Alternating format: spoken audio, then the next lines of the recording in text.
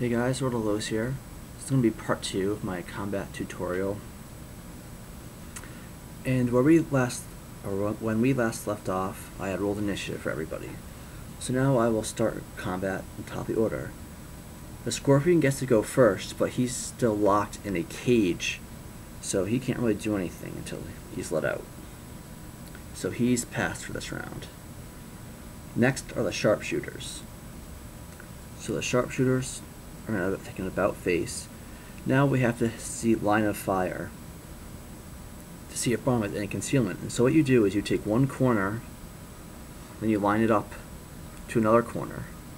And if these corners match unobstructed, then they have line of fire. So the Sharpshooter will shoot at Brom and rolls a 10 plus 9 is 19 against armor class 22, and that's a miss. The second Goblin will rolls a 19 plus 9 is 28, which hits.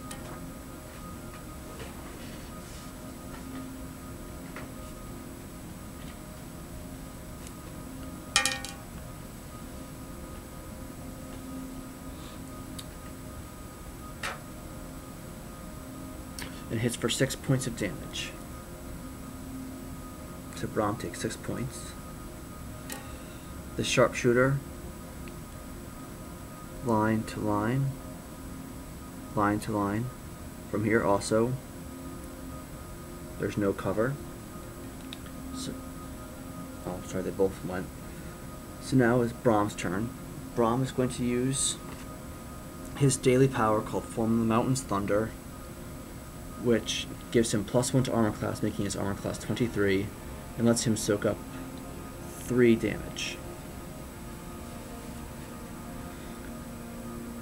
And that was his minor action. Now he'll take a move action.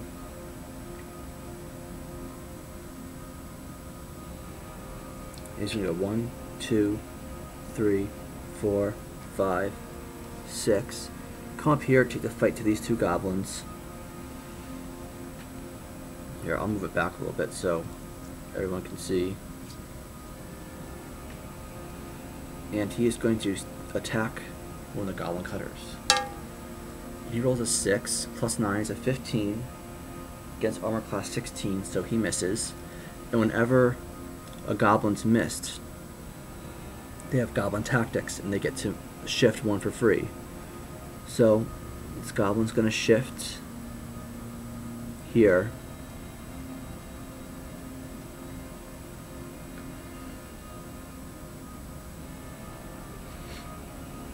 Now it is the Goblin Cutter's turn. So this Goblin's going to shift 1, and as a standard action he's going to open the Scorpion cage.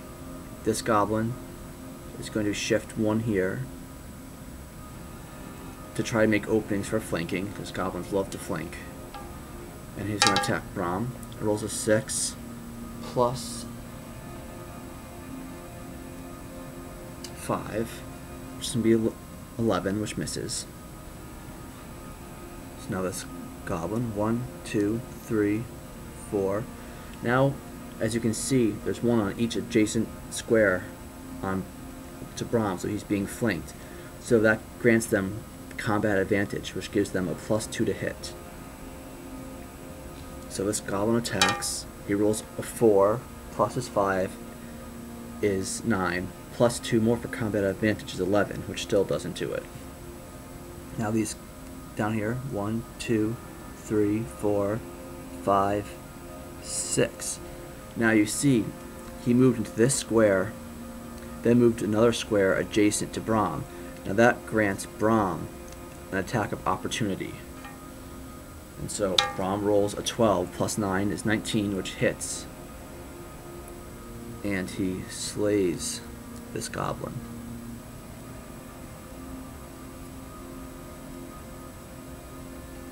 Now this cutter goes 1, 2, 3, 4, 5. And now see, he can't take a 6 movement here since that's difficult terrain, so he has to stop here. And he attacks Brom. With 8 plus 5, that is not going to hit with a 13. Now you see, he doesn't get combat advantage because on this square, directly opposite of him, there's no one here. So even though Brom is flanked by these two, it does not mean that he grants combat advantage to every opponent around him, just to the two opponents that are flanking him. Now, one more cutter goes 1, 2, 3, 4, 5, 6. And since he moved up only 6 moves, he still has a minor action and a standard action left. And any action, sub-combat action that's greater, can be traded in for one of smaller length of time. So the standard, of course, is the greatest, and the movement is the second greatest. So we can trade in a standard action for movement action. So now he'll take a second move. 1, 2, 3, 4, 5, 6. And now he can't attack because he traded in his standard action. He just has a minor left. Now the Goblin Hexer is going to go. And the Hexer cannot see Brom from here, so he's going to have to move 1, 2, 3, 4, 5. And from here he's going to cast his spell called a Vexing Cloud for his standard action. Now here's where I use the pipe cleaners. Now the Vexing Cloud is an area burst within 10, and it's a burst 3. So that means you take a center point and you count out 3, 1, 2, 3, on both sides, 1, 2, 3, 1, 2, 3, 1, 2, 3. So that means it is 7, a square of 7 across. So he's going to center it on Brom. So we'll count 1, 2, 3 from Brom. So 1, 2, 3 is there. And 1, 2, 3.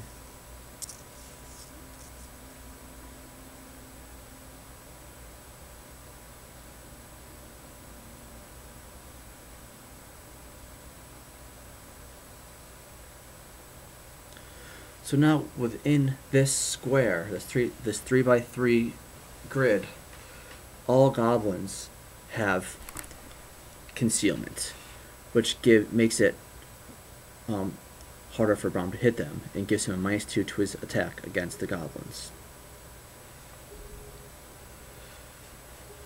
So that was the Goblin Hexer standard action, so he's done. He uses movement and a standard. Now it's the top of a combat initiative again, and the Scorpion gets to go. The Scorpion moves 1, and now Brom, he's flanking Brom. The 2 diagonal squares are both occupied by the Goblin Cutter and by the Stormclaw Scorpion. So now the Scorpion gets to make his attack, and he's going to use his claws.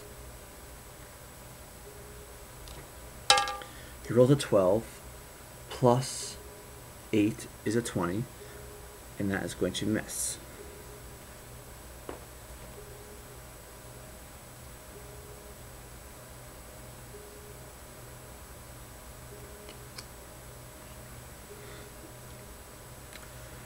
Now it is a sharpshooter's turn, and we take one corner to a corner, and you can see there's partial cover, so he has to move in order to get a movement. So he'll go 1, 2, 3, 4, 5, 6, and he will take a shot at Brom. Rolls a 16, plus 9 is 25, which hits Brom. Rolls 3, plus 2 is 5 damage. I'm sorry, plus 4, 7 damage. So Brom has a resist damage right now of 3. So he negates 3 and only takes 4, bringing him to 37. The next sharpshooter also has to move because Brom is completely blocked. So 1, 2, 3, 4, 5.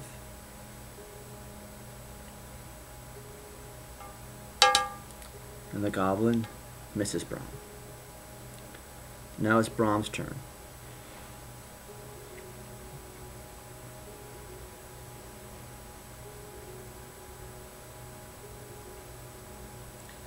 And Brom is going to use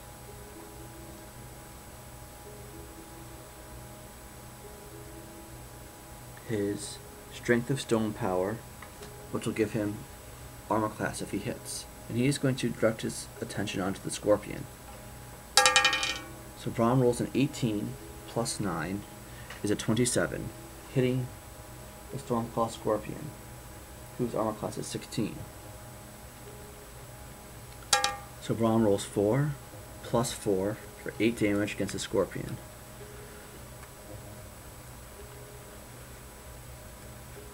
And now Brom gets 4 temporary hit points. Now 4 temporary hit points are hit points that exist outside of Brom's permanent hit points, or his total hit points.